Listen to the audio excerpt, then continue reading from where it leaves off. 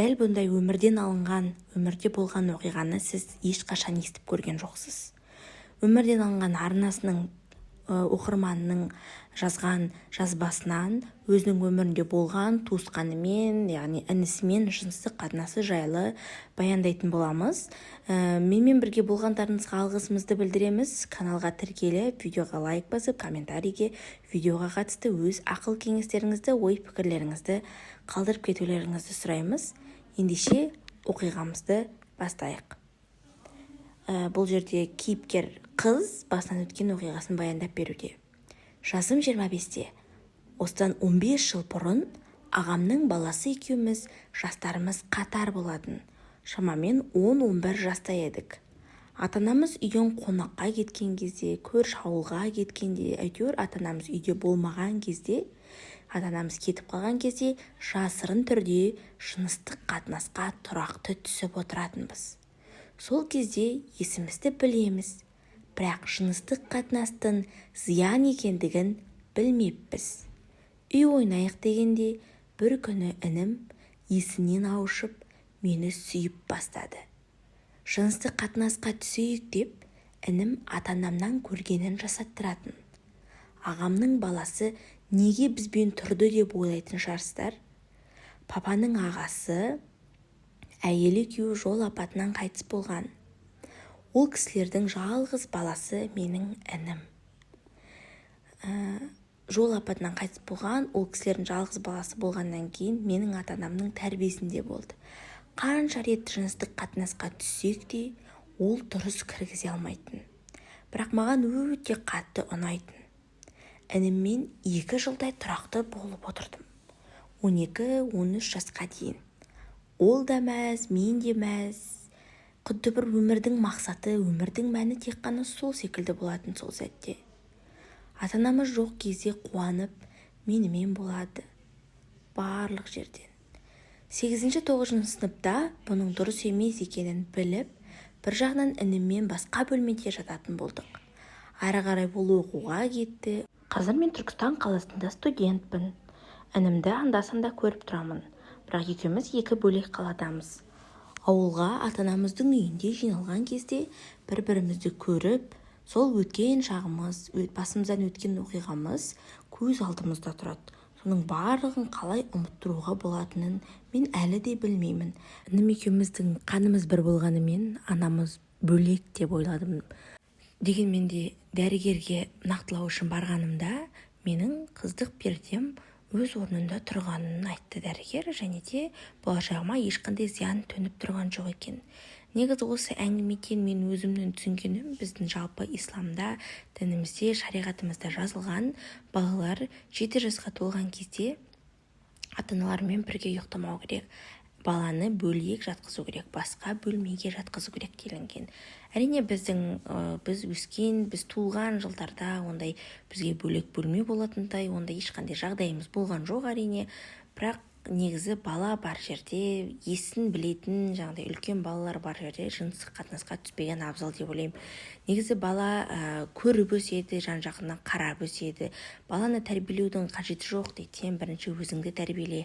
Бала үшін сен оның айнасысың дейді.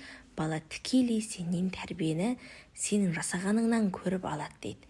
Негізі менің өмірімде де басқа біреулердің балаларын көргенімде сондай оқиғаның куәгері болғанын менде. Бір үйдің кішкентай шамамен 3 жасар ұлы өзінің 1,5 жасар қарындасына сондай нәрсе жасаған. Мен оны өзімнің көзіммен реально шынымен де көрдім. Ол балалар естерін білмейді, жай оларда үлкен адамдарда қайталау. Яғни ата-анасы ол кезде болған жоқ. Мен ол балаларға қадағалап отырған кезімде оны көрдім. Екеуі туған інісі мен қарындасы. Сол кезде мен не істерімді білген жоқпын, қай жағамды ұстарымды білмедім. Себебі ол кезде менің өзім бала едім, және де ондай нәрсені көру мен үшін үлкен стресс болды деп айтсам да болады. Себебі 3 жасар бала әлі өзі дәретханаға бара алмайды, әлі өзі дәретханадан кейін сүртіне де алмайтын бала менің осындай дүниеге жетіп тұрғанына мені кәдімгідей шоққа итермеледі деп айтсам болады. Ол әрине ата-анасының жасаған нәрсесін қайталап тұр, бірақ 3 жасар бала, енді жаңа біздің дінімізде айтқан ғой, 7 жасар балаңды бөлек шығар деген да.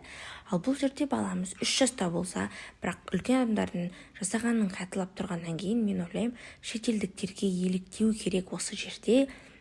Бала 2 жасқа толған кезде баланы бөлек бөлмеге жатқызу керек деп ойлаймын өзім. Оқиғамызға оралатын болсақ, жаңағы 25 жастағы кейіпкеріміздің ары қарайғы өмірі не болғаны сіздерге қызық болар әрине. Ол қыз ақылға келіп, барлығын тоқтатты ма деп ойласақ, ол қыз жаңағыдай өзі айтқандай шешеміз бөлек, әкеміз бір болғанмен де деп, ол өзінің інісіне деген махаббаты қайтып ашылып, оқуын бітіргеннен кейін інісі көшіп келіп, әке-шешелері оларға ортақ бір үй алып береді. Жаңағы қайтыс болған ата-анасының имуществосы баласына ауысады да, баланың үйі болады өзінің. Оны жаңағы қыздың әке-шешесі иемденеді де, жаңағы бала кішкентай кезінде. Сөйтіп бұл балаға үй алып береді, ол үйде жаңағы қыз екеуі бірге тұрады. Сөйтіп тұрақты түрде тағы да жыныстық қатынасқа түсу басталады. Ол жерде кәдімгідей үлкен адамдарша болады барлығы. Қыз одан бала көтеріп қалады. Бұл қазақы отбасы, қазақи семьяда туылған балалар. Ол қыздың аяғы ауыр болып қалады, бірақ дәрігерге көрініп баласын алдыртып тастайды, бірақ екеуі бірге тұруларын сонда да тоқтатпайды. Негізі қазіргі таңда бұл оқиға әлі де орын алып жатыр. Екеуі әлі де бірге тұрады, себебі ата-анасын айта алмайды. Қыз қалай бөлек шығады өзінің ағасынан, ал туғандар, бауырлар, олар есебі ата-анасы оларға бөлек тұрыңдар, немесе екеуі жыныстық қатынасқа түседі деген ешкімде күмән болмайды. Сондықтан да бұл оқиға әлі де орын алу үстінде, әлі де бұл Мақпал есімді кейіпкеріміздің басынан өтіп жатқан оқиға. Егер кейіпкерімізге айтар ақыл кеңестеріңіз болса, егер де сіздің де басыңыздан осындай оқиғалар өтсе, комментарийге қалдырып кетіңіздер, өздеріңіздің оқиғаларыңызбен бөлісіп кетіңіздер, айтар ақыл кеңестеріңізді комментарийге жазып кетіңіздер. Біз әрқайсыңыздың пікірлеріңізді тыңдаймыз, оқимыз, әрқайсыңыздың пікірлеріңіз біз үшін маңызды. Сіздер ойлайтын боларсыздар, бұл оқиғалар ойдан шығарылған, бұндай қазақтардың отбасында орын алуы мүмкін емес деп. Жоқ, әр адамның тағдыры әртүрлі. Біздің басымызда болып жатқан жақсы оқиғалар басқаның басында болмауы мүмкін. Біреудің басында болып жатқан жаман оқиғалар біздің басымызда болмауы мүмкін. Сондықтан да әркімнің тағдыры әртүрлі, әркімнің басына жазғаны әртүрлі. Бірақ кейбір жағдайда басымызға жазылғаны деп қана көніп жатамыз да, бірақ бұл дәл қазіргі Мақпалдың оқиғасында Мақпал өзінің басына бүкіл проблеманы өзі тудыртты. Кішкентай кезінде есім білген жоқ, үлкен кезде ондай іс-әрекет жасауға не итермеледі? Басқа еркек атаулысы құрып қалған ба деп мен бүгінгі оқиғамды аяқтағым келеді. Қазақша арнаға тіркеліп, видеоға лайк басып, комментарийге өз ақыл кеңестеріңізді қалдырып жазып кетіңіздер. Мақпал міндетті түрде сіздердің ақылдарыңызды тыңдайды. Оны мүлдем анасына да, әкесіне де, ешкімге де айтпаған. Сондықтан да бұл жерде сіздердің қолдауларыңыз өте қатты бізге керек. Сіздермен болған өмірден алынған арнасы тек қана 100% өмірде болған оқиғаларды ғана жариялаймыз. Сау болыңыздар.